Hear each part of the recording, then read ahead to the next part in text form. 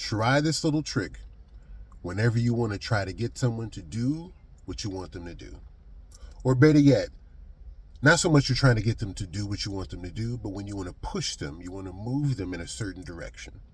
Now, it's very subtle. So if you do it wrong, it won't work. But if you do it right, you can plant a seed, you can push them, you can prod them, and they won't know that they're being pushed. So therefore, they can't reject it. So this is what you do. It's two things. You have to give them a compliment and then put in the corrective action, the criticism that you have. But like I said, it's got to be subtle. And the compliment has to come first. So I'll give you a quick example. Off the top of my head, I remember a long time ago, high school. There's a girl said to me, we were in class, and she said to me, you know what? With the way you look, you could do better with the girls that you talk to. And I remember at that moment thinking like, okay, so you've been watching me, you've been observing me. But I remember being stuck on like, was that a compliment? Or was that a diss? Could be both. Doesn't have to be binary. But I was stuck on, and so what happened was, one of two things can happen. The person can hold on to the compliment. Oh, with the way I look. And then they forget about, so consciously, they hold on to the compliment. Subconsciously, they still remember the critique. But what happens is because consciously they're holding on to the compliment's up here, they try to raise the criticism up to the level of the compliment. They try to match it. It's subconscious. They don't really know that they're doing it, but because they're holding on to the compliment, they don't reject the criticism. So I remember after she told me that, I remember one being like, because of the way I look, like I'm just a regular dude. Like you think I look a certain way? You think I look nice? Oh, that's nice. And so subconsciously, below the surface, some of the girls I started talking to, I was shooting a little bit higher up the scale, if you know what I mean. I was trying to holler at girls that were maybe a little bit prettier because the seed had been planted that not so much that I could do better, but that I was on a certain level to do better. I held on to the compliment, and below the surface, the criticism, I didn't reject. Now, the second side of that, the flip side of the coin is if the person holds on to the criticism, you could be doing better at the girls you're hollering at. But subconsciously, below the surface, is the compliment. So, because you gave them the compliment, and it's subconscious, what they're actually holding on to is the criticism. Then they're walking around going, you know, what do you mean I could do better? What do you mean I could do better? If there was no compliment, they would just hold on to that. What do you mean I could do better? And then negativity starts to breed of like, you know, fuck you. Who are you like to judge me? You don't know what I like. You don't know, nothing about me. But because subconsciously that criticism is attached to the compliment, then instead of walking around going, oh, what do you mean like I could do better? You attach that with, you could do better because. And when you follow, where that trail, where it goes, now you're not so mad about the criticism. Subconsciously, you start trying to prove that person wrong. Meaning you start trying to, holler at a better quality of people. So if I was an employer, I'm a small business owner. So if I'm an employer and I'm talking to one of my employees, off the top of my head, I could say something like, you know what? You're one of the realest employees I have. I really like you. You always keep it real. But I can't understand why you don't get to work on time. Now, somebody could, one, hold on to the compliment. You're one of the realest employees I have. I need more employees like you. I enjoy having you around. They could hold on to the compliment, but subconsciously below the surface, so I can't understand why you don't get to work on time.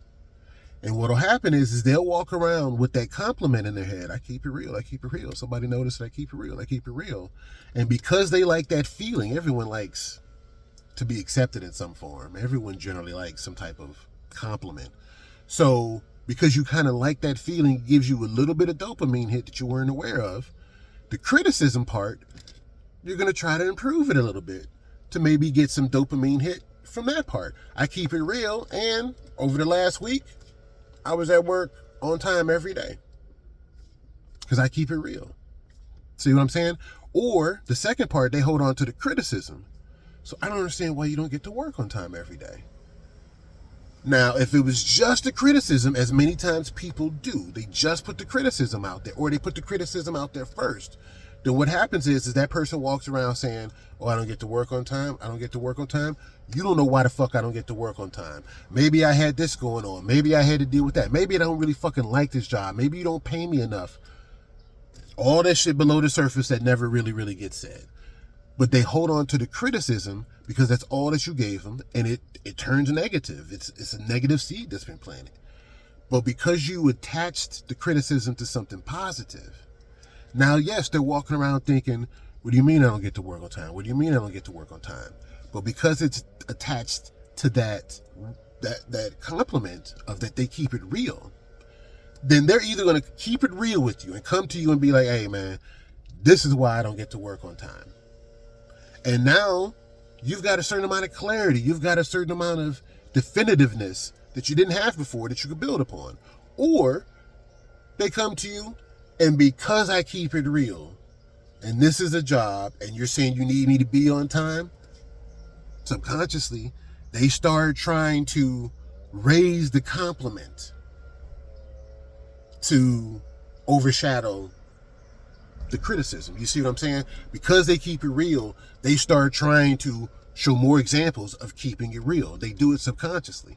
So the key is that you have to mix the compliment with the criticism subtly, and the compliment has to come first. Because when the compliment comes first, like I say, for the person that holds on to the compliment, it's a dopamine hit. Wow, you noticed me. You complimented me. In this world where we're all dealing with something, and I've got another video on the channel playlist where I talk about how we're all dealing with something. Every one of us, all of us. But in that world where we're all stuck in our feelings of feeling inadequate or feeling a certain way about ourselves, to have someone from the outside be like, hey, I see you. I see you. I like what I see. I like how you do what you do, man. I wish I could do that. That provides you a certain dopamine hit that, if done right and if done subtly, it can last. It can change your relationship with that person. It can start a relationship with that person. So they hold on to that. And then the little criticism you threw in after that, that's nothing. I can change that. That's nothing. That's like somebody paying the bill. You go out to dinner, somebody pays the bill, and they ask you to tip. That's nothing, man. But if done the right way, and you put the compliment first, if they still hold on to the criticism was still the main thing that they heard. You could do better with the girls that you holler at. Or, you could, why don't you get to work on time? Because it's attached to that compliment, it's a delayed dopamine hit. It's a delayed reward. Because like I say, at first they're holding on to the criticism. And the criticism alone will brew and fester negativity. But because you attached it to something that was a genuine compliment, and the compliment has to be genuine. You can't fake the funk on the compliment. I'm a Sigma male, so most definitely we can peep out a certain amount of inauthenticity. So the compliment has to be real. It has to be authentic. And so, like I say, because they're holding on to the criticism consciously, but it's attached to a compliment that's authentic. They're not going to realize it, but they're going to try to raise that compliment so that they can get more of a dopamine hit out of that compliment. The criticism is what they heard, but subconsciously, they're going to try to tap into that, and that's going to begin to overpower the criticism. I'm telling you, I've done it. I've had it done to me. So also be aware when someone does it to you that they might be trying to push you in a certain direction and you didn't know it. But it's so much better than someone coming up to you and being like, yeah, you need to do A, B, and C. Do it. Run that shit. Do A, B, and C because this is what I think. You're going to be like, fuck what you think. It's about my evaluation. But when you plant that seed, conscious and subconscious, the conscious is what they see. The conscious is what they remember. The subconscious is what they come back to. And depending upon which they held on to, the compliment or the criticism, at some point in time, they're going to want the dopamine hit of the compliment. And they're bit by bit going to try to either minimize the criticism or raise the compliment. So that's how you get them to move in the direction that you want them to move in. But sometimes it doesn't work out. Like I said, you got to be subtle with it. But most definitely, if done correctly, you'll either see that person subconsciously starting to do what you wanted them to do, or at least they'll keep it real with you, and then now you can move forward instead of having this gray, uncertain area and you not knowing, what you can do with this person. So try it out in your life. Try it on a friend, a loved one, a coworker. Like I say, the compliment has to be authentic. If you come up with some bullshit, everything's just shattered. And you might even do some damage because now when you say things to them, they just think it's bullshit that's coming out your mouth. But another quick example. Say it's your spouse, your wife, your husband, your girlfriend, boyfriend or something. And you want them to clean up behind themselves more often. Off the top of my head, you could say something like, I love when your energy, like when you've got that good energy, when you've got that good vibe going, man, your smile, like when you're feeling a certain way, you just take up the room, baby. I don't see anything else. But when the dishes are dirty, when you leave your socks laying around, when we don't fold the laundry, it kind of does the opposite thing for me. Now, once again, the person could hold on to the criticism and be like,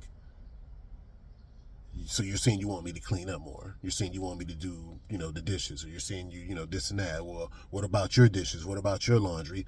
They're holding on, like I say, consciously, they remember the criticism.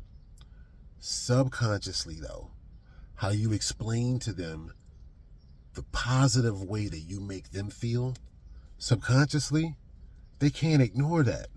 So even though the main thing they heard was the criticism, in their heart, in their subconscious, below the surface, beneath the surface, they just got a dopamine hit from you expressing how you positively affect them. And so that's going to make that criticism that they're holding on to less jagged. They do remember it first, but subconsciously, they're going to want to match the two as far as like, oh, I'm feeling negative about what you told me about this criticism, but this positive thing that you said, I didn't know I did that, or I do that, and you recognize it. And so I'm glad that you recognize it, or I didn't know that I did that. And so now you're telling me that. And so, like I say, subconsciously, they're going to bit by bit feed into the compliment that you make them feel a certain way. When you have that positive energy, oh man.